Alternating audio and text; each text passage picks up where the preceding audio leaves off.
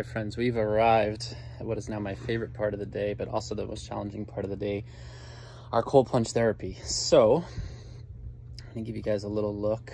So the cold therapy chambers, or the cryo therapy chambers that you see online, are really expensive. They cost like a few $1,000s. So I started to do some digging, and I went on YouTube and I watched a bunch of videos, and I read a lot about basically turning a chest freezer, which is what this is, into cold therapy. So this was the only thing I could find on Home Depot that wasn't like back ordered for the next 6 months. It took me about a month and a half to get it. So I was waiting and taking cold showers in the interim.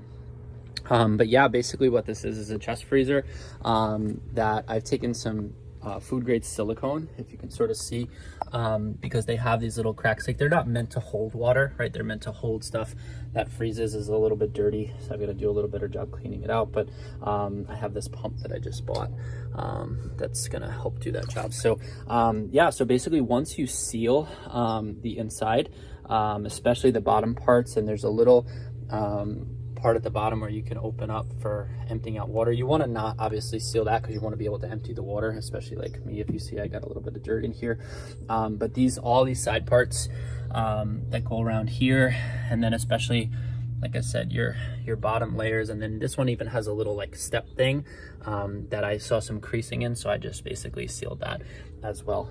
This hasn't been running all night. I actually turned off yesterday because it was 37 degrees. Oh, it's warm today, so it's well, I say warm by comparison, so it's actually, I don't know if you can see, but it's hovering right around 40, so it's a few degrees above freezing.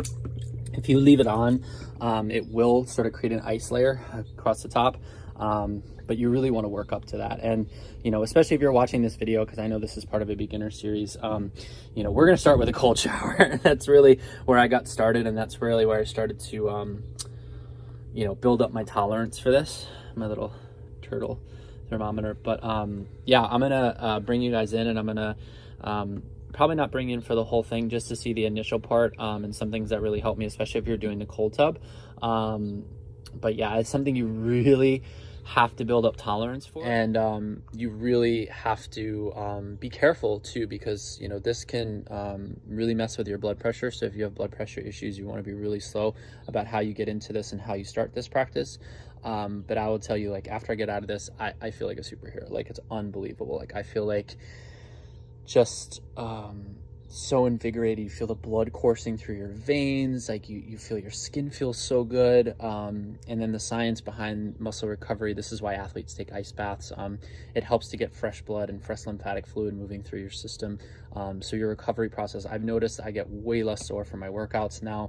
And I just love the mental challenge. Honestly, the mental challenge, like especially the first time you get in that cold shower, it's a lot. And if you want to dig a little bit deeper, like Wim Hof has exercises and things that you can do you know, in your cold shower, but the breathing exercise that we just did, that deep diaphragmatic breathing, that will help to steady the mind and will help you to feel more secure when you're in there. So I'm going to pause this for a second. I'm going to get undressed and get ready to jump in this bad boy. See you in a second. So first mistake I made, and if you're not building a cold plunge, is have a little standing water near your cold plunge that you're able just to dip and wash your feet, especially if you're outside and there's dirt. Like if this is in your garage, or you know, somewhere where you can kind of control how you're going in. But you can see I'm going to have a pretty big cleaning project on my hands. You can mitigate some of this. Like I have a ozonator right here, which is killing bacteria. So even though I have dirt in here, it's still, you know, plenty clean. It's just like a pond basically. And then a little fish pump, submersible fish pump, just to keep the water moving. So keeping the water moving, keeping the water oxygenated is going to help to limit bacteria. You can also put a little hydrogen peroxide in here as well, is what I noticed. So yeah, next step is just to get in this bad boy. It's the most challenging part of the day. So nice and slow, again, especially if you're brand new. Woo, not as cold today as it was yesterday, but let me tell you, it's still 40 degrees, 38 degrees, whatever it is. It's woo, still pretty cold. So you want to lower it nice and slow. Now the thing I noticed right away is that my feet sort of hurt. So I like to kind of stick my feet out of the water and then slowly lower my feet in. It's cold. So I'm only going to be with you guys for another couple seconds because I really need to focus my mind. I need to start my deep breathing. But just so you know, like lowering in, especially the first time, it sucks. It's really the worst thing.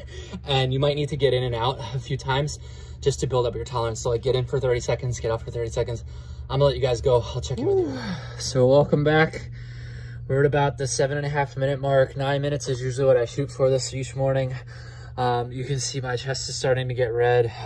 Actually, the feet has been the easiest part this morning. I've actually had my feet submerged, so I'm starting to build up the tolerance where I don't have to keep my feet out. Trying to catch my breath. I've been doing the deep breathing. I'm working on now submerging my arms. The arms up to the hands is like painful. Like I'm feeling like pins and needles. Even just talking now is getting hard because I'm not doing my deep breathing anymore, but I wanted you guys to come along. It's about 35 seconds I've been with you now. I'm going to try to hold for another about minute or so. And this is really it, guys. Like the last part is really where you have to push yourself. My feet are starting to tingle. My arms are starting to hurt, but even just having you guys here, I think is just helping, having some accountability. I'm going to do some deep breathing just to kind of bring my focus. And the parts that hurt the most, like my hands and my arms now, like the parts that I'm really feeling it, I really try to focus my attention, focus my energy. Like I have enough blood, I have everything I need. I really focus.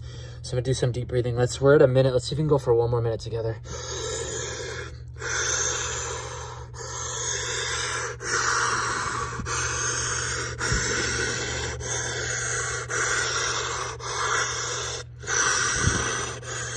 Come on. I'm trying to psych myself up.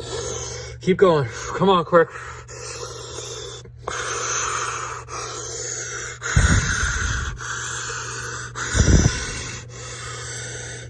$25 more seconds.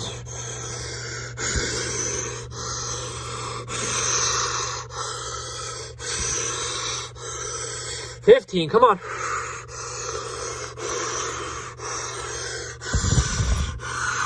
$10. Woo! 5, 4, 3, 2, 1. Move nice and slow. Don't rush. Oh. Bring yourself out of the water. Move nice and slow. Don't rush to get out. Oh, baby. Ooh. So that was a full 10.5 minutes. It's the longest I've ever gone. Granted, the weather was a little warm. You can see my chest is red. Theo's coming to check on me. He's worried I'm okay. It's okay, bud. Hi. Yeah, I'm okay. Oh, yeah. So yeah, guys, build up your tolerance slow. If you're doing an ice bath, if you're getting in and out of cold water, you might even notice once you get out, you feel a feeling of being warm and then you feel a feeling of being cold again. It's totally normal. I can feel the blood coursing through my feet. I can feel it pumping through my forearms, through my fingers. Theo's taking a little taste. How's that going, bud? Good? Cool. But yeah, it's the fun's not over. You're still gonna feel cold. You're still gonna feel challenged for a few more minutes. While I got you guys here, I'm gonna go. Super important. Sorry to mention this. I'll put a disclaimer in the description.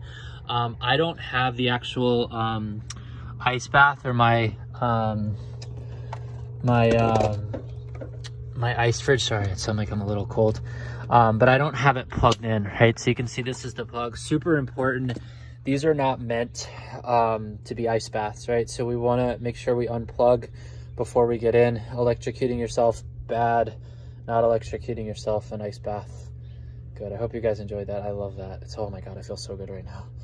All right, we'll meet you for meditation. I think most of you are probably watching this, maybe have some indoor space, but just in case you're putting this outside, so I bought this canvas tarp, not a plastic tarp, but a canvas tarp. They're a little more expensive, but honestly, I have one for my outdoor furniture because my plastic tarp just started leaking. I'll include a link in my email letter and on my social to the ones that I've used, and they've worked really well, but you want to just make sure that you cover it, especially if it's going to rain. There's some components. This is actually an outdoor unit, so it is able to be outside, but you know, water and sun eventually will wear your electric stuff out. So I just cover it like so, and then my little filter, the little vent, is over on this side, so I just make sure that it's draped nice so you can sort of see. I'll show you. The vents are here, so I just make sure that that's covered, and I'm even going to put, if it rains, a second plastic tarp on top just for double protection. I also, with my ozonator, you guys might have noticed, I'll actually turn them on so you can see, yeah, sort of in there, but I basically cover it in a Ziploc bag and then punch little holes in the back so it hopefully doesn't leak, and then I hung it up just on my shed here, on some hooks. So once the ozonator's on, I'm just gonna hit it a few times again. I'll put links into this. So it's gonna run for a couple hours. And now I've plugged my unit back in. This is actually an outdoor power strip, which again, I'll include more links so you guys can see, but it's weather protected. And actually runs on a schedule. So I can run this just to keep it at like 30 to 35, but I'm not running it all the time, so that I'm eating up a bunch of oxygen, a bunch of electricity. Yeah, wow, the cold therapy just feels so good. All right, on to meditation, last part of the pillar. Here we go.